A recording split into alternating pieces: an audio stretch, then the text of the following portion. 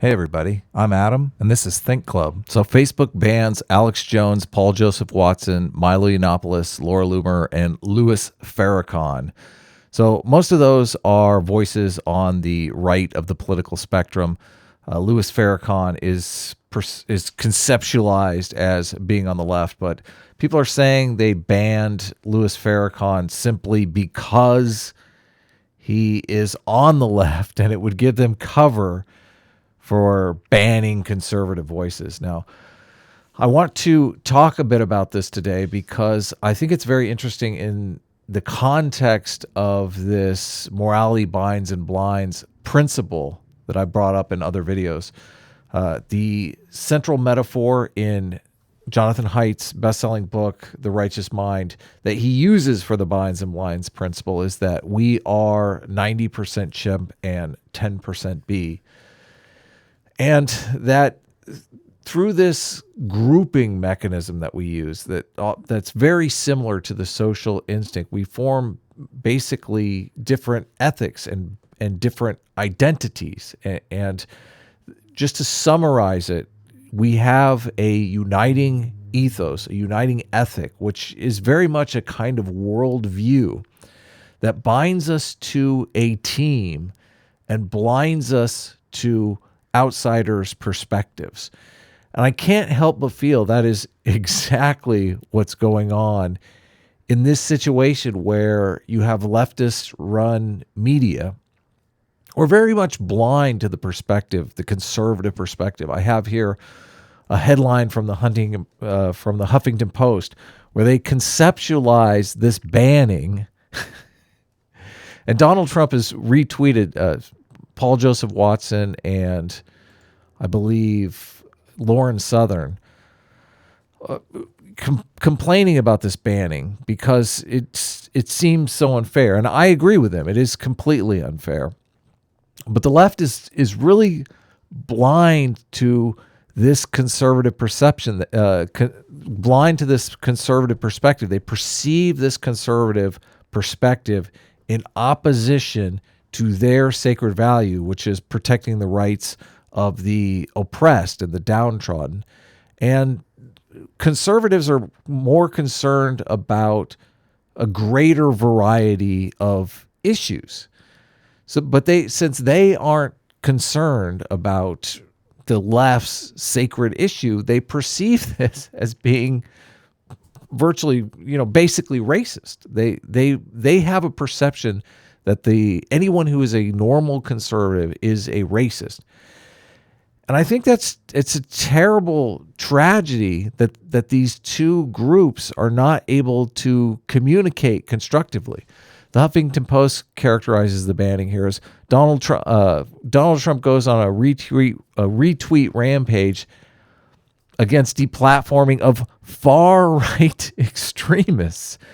They're categorizing these people as far-right extremists, which I think is just code for racist. It's terrible that we have one political party, one political faction in America that holds so much power, the power of these new platforms, which is essentially just new territory for us to inhabit. They're controlling this new resource and basically making it explicitly available for their own particular voices, their own biased voices. And this morality binds and blinds principle, I think, is chiefly responsible for it. Now, I noticed Tim Pool has been making videos recently about how he believes there is a split forming. And I also have a clip here from a new book that I'm reading called The Human Swarm.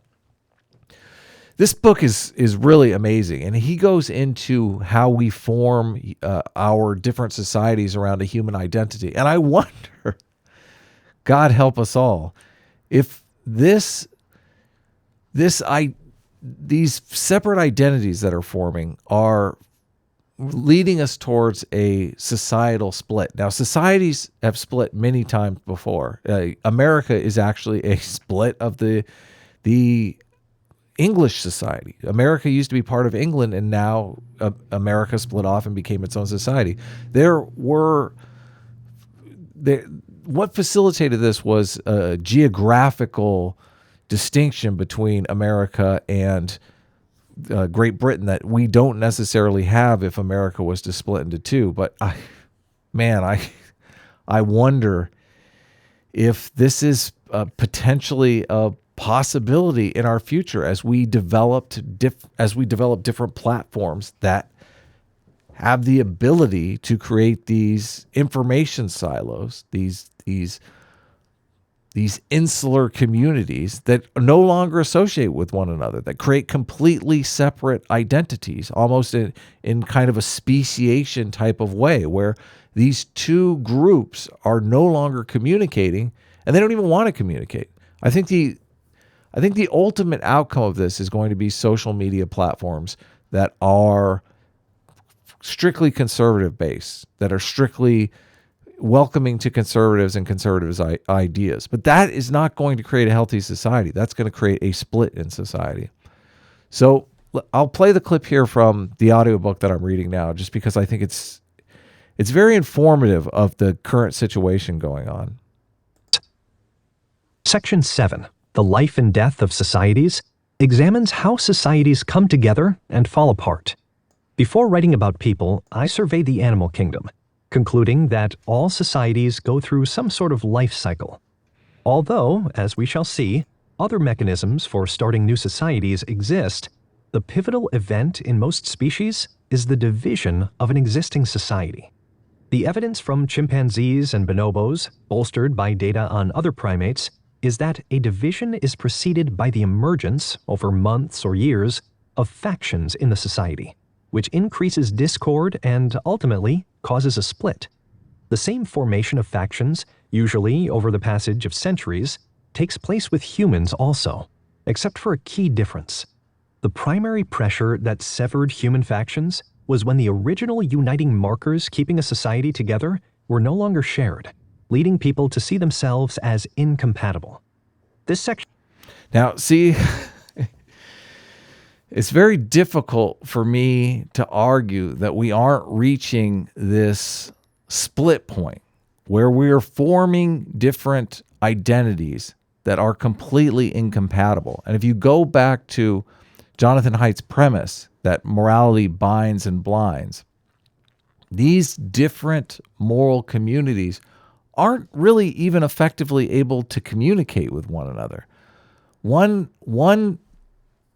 community says something that the others in the community perceive one way and is perceived completely differently in the other community, the other identity. Conservatives want to have a reasonable conversation about immigration. And that in the progressive community is perceived as racism, which is something that's just antithetical to their complete identity. I worry that these communities are becoming incompatible. And I'm really curious your thoughts on how we avoid this idea that we are splitting into communities that are just not even able to communicate with one another is relatively, well, it's very disheartening to me, and it seems quite dangerous for the future of our society. So my question is, how do we get past this? And my gut tells me education, but sometimes I wonder if that is just the progressive side of me thinking that education can solve all of our ills. If people are not receptive to education, or if we're not even able to communicate with people about what our intentions are or what our feelings are about society or the direction of society, I'm not sure how communication can be taught. So I'll go ahead and leave it here. I'm curious your thoughts on this topic. I think we are in a very dangerous, very precarious situation at the current moment, and I'm really looking for solutions to get past it. I think one of the reasons why I started doing YouTube videos was I kind of sensed this problem coming. And I feel like I fell a little bit into the progressive bubble where I was one of those people that really hated conservatives. I really had the team tribal mentality going full force. And it took really an understanding of conservatives, that conservatives weren't necessarily the bad guy, that they were kind of the yin to the yang of progressivism, for me to drop that animosity towards conservatives. And once I felt that I understood conservatives a bit more, and I think the real problem here is with progressives. It's terrifying that progressives are the ones that are controlling these big corporations and are willing to just deplatform people based on a wrong-headed assumption of their intentions, their motivations, and really their message. I don't perceive, and Donald Trump has retweeted both Laura Southern and Paul Joseph Watson. I don't perceive Paul Joseph Watson or Laura Loomer or Lauren Southern as really far-right voices. When you understand conservatism, it's difficult to see them as extremists, and the willingness of the left just to label their fellow citizens as extremists. Although I do think Laura Southern is Canadian, and Paul Joseph Watson I think is English. But to label someone who is effectively just a moderate conservative as an extremist, I mean, it's very dangerous. It's very dangerous. It's really disheartening to see this kind of thing. So I'll go ahead and end it there. Leave me your thoughts in the comments below, and we'll see you in the next video. Hey everybody, thanks for watching my video. I'm going to be posting daily content here on my personal channel. My main channel, Think Club, is still demonetized, and I am working on getting that fixed. If you have suggestions for topics, you can leave those in the comments below. The amazing artwork that you're seeing here was done by Steph. She is a fantastic artist, and she's working on a graphic novel that I wrote, and we will both be crowdfunding soon. So thank you for watching, and we'll see you in the next video. Well, first of all, if you don't have a purpose, it isn't that your life becomes neutral in a meaningless sense. It's that your life becomes characterized by unbearable suffering. Because the baseline condition of life is something like unbearable suffering.